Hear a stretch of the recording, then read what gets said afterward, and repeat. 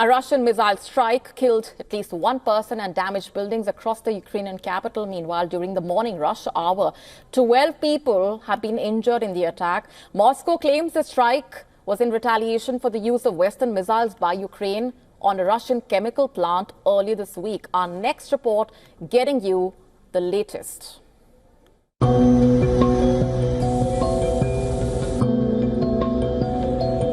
Kyiv woke up to chaos and destruction as Russia unleashed a devastating missile barrage on Ukraine's capital. Explosions echoed through the city, sirens wailed, and debris rained down, marking one of the most intense attacks in recent months. Shocked residents share their ordeal. It all happened very fast, and there was not much time. After the first explosion, we started to go to shelter, thanks to the fact that we met hotel staff on the staircase. They showed us the shelter and gave us water. People have lost a lot. Lives, family, children. What have I lost?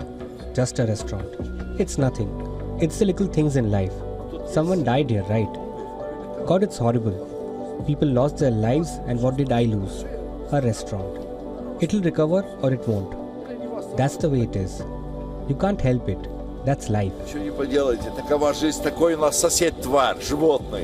Kyiv's mayor says that 8 missiles, including hypersonic Kinzhal and Iskander ballistic missiles, targeted the Ukrainian capital. Ukraine's Air Force claims downing 5 Iskander missiles. Ukraine authorities say that the Russian missile attack damaged 6 diplomatic missions in Kyiv.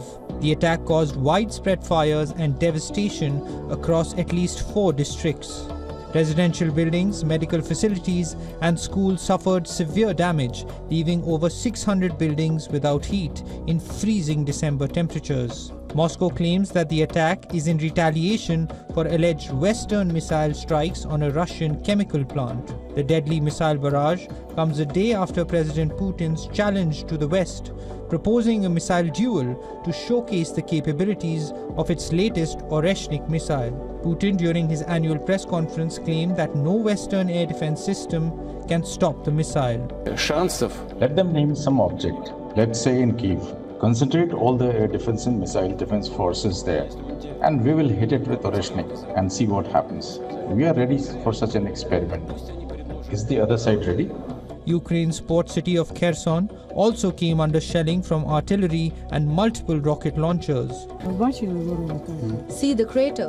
Glass was falling under my feet. Glass is all over the hall. The window in the kitchen was smashed. The bedroom is intact. Well, the balcony is damaged, of course. For Ukrainians, the attack before the holiday season once again shows the grim reality of war.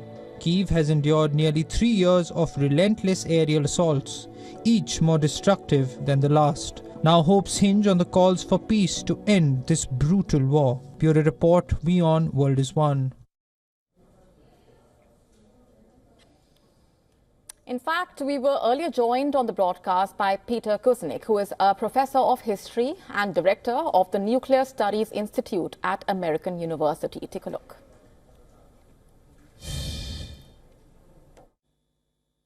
I think that Trump might be willing to do that. We're not going to know what Putin says. He's open to compromise with Trump.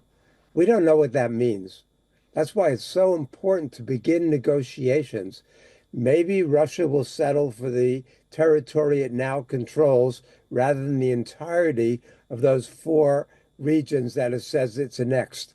That would be more of a compromise. But yes, I mean, the reality on the battlefield is that Russia is winning. Russia has Ukraine outmanned, outgunned, outmaneuvered at this point. They're very, very close to taking Pokrovsk. They're gaining more and more territory by the day, and all we see are more and more casualties by the day. So for Ukraine to continue this war makes no sense because its position gets worse and worse every day this goes on. So we need to sit down and negotiate. It has to end. To stay up to speed with the latest news, download the WION app and subscribe to our YouTube channel.